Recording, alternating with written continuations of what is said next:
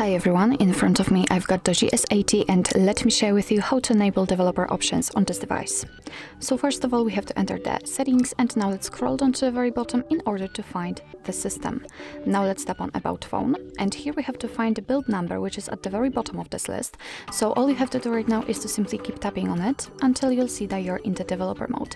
If you've got a pattern or a pin, then you will have to enter it to confirm the whole step, so let me do it. And as you can see, we've got the information that right now we are in a developer mode. So we have to go back to the system settings, and as you can see, we've got the developer options. Let's tap on it, and here we've got plenty of advanced settings which we can customize. So for example, we can show layout bounds, we can change some options which are connected to the Bluetooth, and so on and so on. So we've got a lot of options. So in order to turn on the option, all you have to do is to simply tap on the switcher on it, and as you can see, it is immediately activated and applied. Obviously you can turn it off in the same way.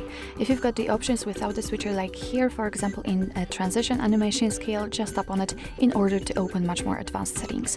So if you're done with customization of developer options, if you'd like to turn them off, all you have to do is to simply tap on the switcher right here, and as you can see, they are inactive right now. And usually if you will keep them turned off after getting back, they will disappear from this list, but obviously no worries. If you would like to customize them again, just go back to the build number step and keep tapping. So actually this is it. This is how to enable developer options in your DOOGEE S80. Thank you so much for watching. I hope that this video was helpful, and if it was, please hit the subscribe button and leave the thumbs up.